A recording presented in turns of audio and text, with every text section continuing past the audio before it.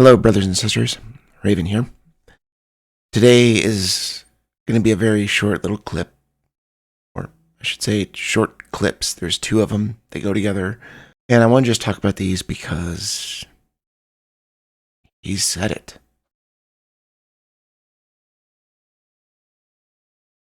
Ozzy has said it plainly enough to show they share a false gospel. This is further on the Q&A I've been going through. Now, I'm going to read Luke 16, the start of it, because this was based on a question about this parable. I'm going to share this parable, sort of give you the idea of what Ozzy's twisting here, and then I'll show you the clips so that we can get into what this is really about. So let's go into it. He also said to his disciples, "There was a certain rich man who had a steward, and an accusation was brought to him that this man was wasting his goods. So he called him and said to him, 'What is this I hear about you? Give an account of your stewardship, for you can no longer be steward.'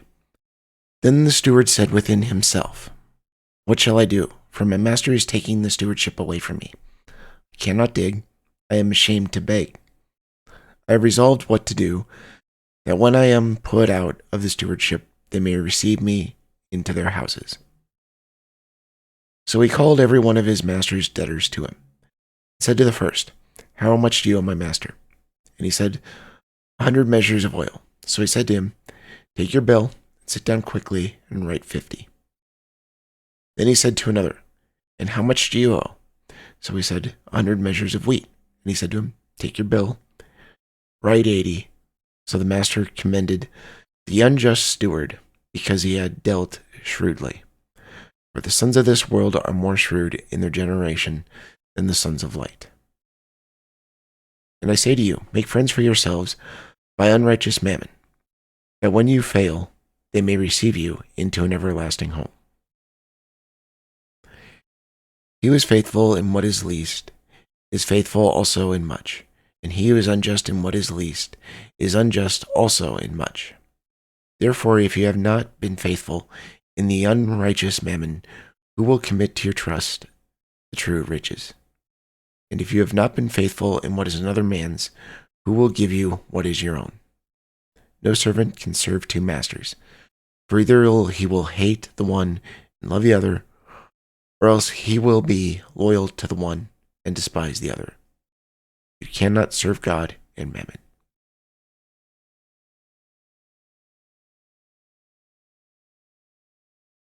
Where the question of this Q&A comes from is the way that this can seem very odd. It's as though Jesus is praising shrewdness. He's praising deceit. But that's not what this is about. It says at the end what it's about. You cannot serve God and mammon. So the question here is, what's more important to you? Dealing with money properly?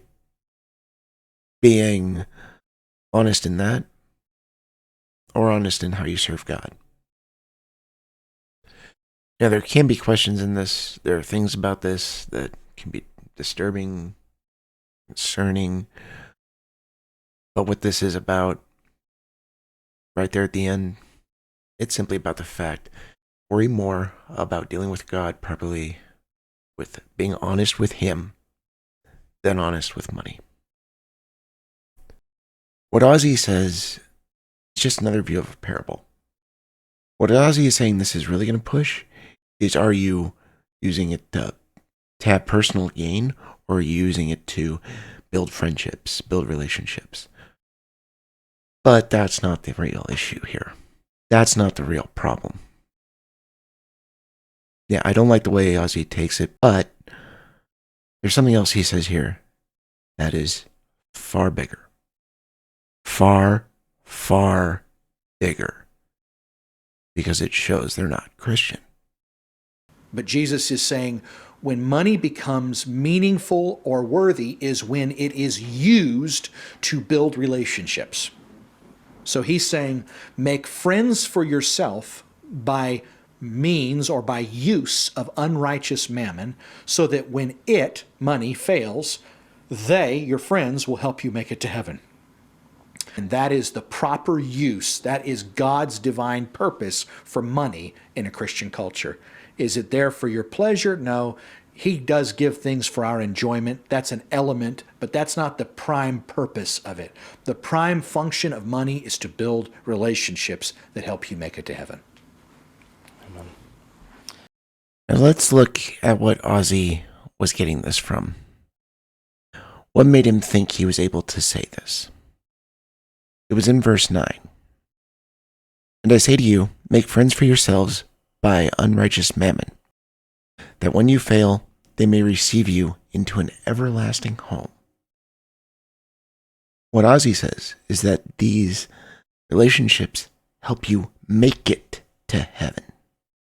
Helping you get there is far different than receiving you once you're there.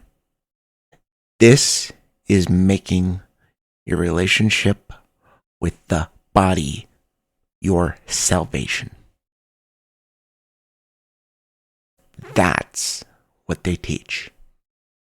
They see Homestead Heritage as your salvation. As in that quote I've shared multiple times by Zach Herbert, they don't want it to be by what Jesus did. They want it to be about what you do. They don't like that idea that he paid the price because you need to pay more. Think about what this means in comparison to this parable. They want you to pay more. They want you to have to pay a price. How? By joining the body. Paying to them. They are the ones who are going to receive it, not him. Which means he's going directly against what this parable says at the end. You cannot serve God and mammon. You cannot have two masters. So which is it going to be? Homestead Heritage or God? This parable right here shows you what's wrong with Homestead Heritage. Ozzy focuses on the part he focuses on because he wanted to show that it's fine to go and serve the way he's saying to. Because it's teaching how making friends is more important than making sure your mammon is righteous, which kind of says here. But that's not the conclusion. The conclusion is you cannot serve God and mammon, not you cannot serve friends and mammon. And what they do is saying, don't serve him, don't serve mammon, serve us. Because we're your salvation. I pray this is clear enough. Get through to some of you who have been in such denial of how much heresy they have in what they teach. God bless.